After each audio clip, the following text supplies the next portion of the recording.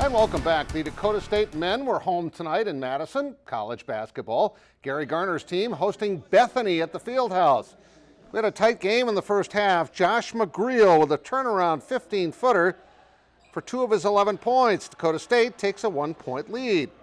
Now Bethany gets the next 5 to go up by 4, but McGreal with the dish back to Mount Vernon's Cody Meilenberg for 3. Yes, Trojans within 1.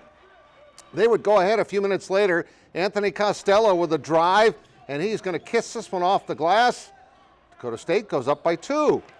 3 minutes left now. Trojans down by 2. Ufata with a spin and score, and the foul. He led Dakota State with 14. Trojans led by 1, but in the final seconds, Shaman Ivory gets hacked in the act, gets it to go, and the Swedes would hang on at the end to win it. Actually, they led by 2 at halftime. 75-65 was your final in favor of Bethany. Now, the second-ranked O'Gorman volleyball team hosted Brandon Valley tonight at the O'Gorman Gym. Here's Brooklyn Grage saying, hey, you don't always have to kill it, like hard to kill it. Nice touch at the net. Lynx up by 4 in the first set. They look really good. Reagan Riley is going to get the kill for O'Gorman. Brandon Valley still up, though. And watch Avery Timmons with the left-handed swing. Again, they were leading by 4, but Bergen Riley with a soft touch at the net, and O'Gorman wins the first set 25-22. And, of course, they've got Emma Ronsick. She's going to boom this one. They come back to win the last 2 sets pretty easily, and the match 3-0. They're now 17-4, and they play Roosevelt tomorrow night. Faulkton also beat Lower Brule tonight. It was Freeman over Viborg Hurley, Coleman Egan, and Highmore Herald, along with Ethan, were winners. Scotland and Kimball Whitelake as well. Teo Spazina and Tri-State. Groton Area and Miller. The Rustlers are now 27-2, ranked number 2 in Class A.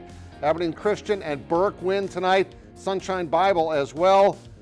Bethany, there's your final score as Ufata had 14 and Cook had 13 points, 11 rebounds for Dakota State, and the Patriots are leading the Jets.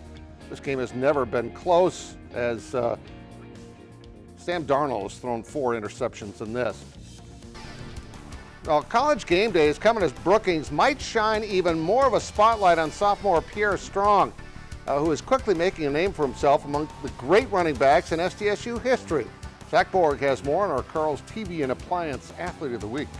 Driving up to Dana J. Dykehouse Stadium, you can't miss the billboards that ring it. One in particular, with former SDSU star rusher Zach Zenner, caught Pierre Strong Jr.'s eye. Yeah, you know the big picture he got right there? Yeah, that's what I'm trying to get. I'm trying to get like him. I think I can. And seeing things before they happen is something he does pretty well. I can look one way, feel the line moving, boom, go back that way. I just got vision. I see the whole field. After redshirting in 2017, the Arkansas native started near the bottom of the Jackrabbits depth chart. Yeah, I was just looking for mainly a special teams role, keep my grades up, get bigger, so for people after people graduate. Until a wave of injuries at running back elevated Pierre, giving him the chance to elevate his game.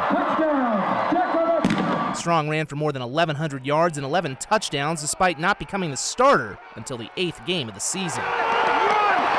He's definitely a beast. He's really fast in the open field, so you try to run from behind him, probably not going to get him. I was happy with Pierre's success. I was really happy with how he handled it and the honors he got, and he has a bright future. Strong's pace has continued this year with more than 750 yards and 6 touchdowns through 7 games.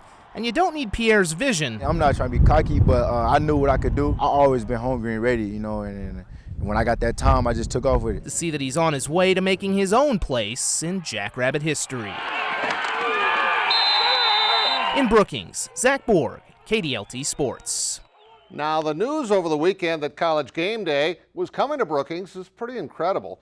Brookings and the Jackrabbit football program are going to be on the biggest stage nationally for what is always a huge game with their arch rivals from North Dakota State. Now, 2 years ago, the Jackrabbits handled the Bison for the Dakota Marker 33-21, and plenty will be at stake Saturday with the defending national champions in Brookings. But having the biggest pregame show in college football right here in Brookings, yeah, that's a big deal. We should rejoice in that. I mean, there's a reason we're on game day. It's a neat pad on our university. our football program, our athletic department. I think it's going to be really crazy. It's going to be fun. I think people are going to think about it because of game day.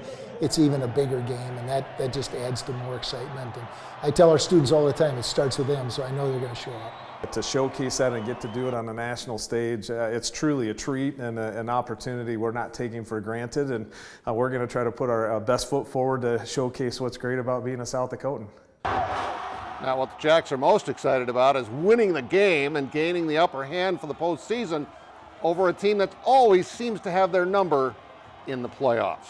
It's going to be wild. We'll be right back.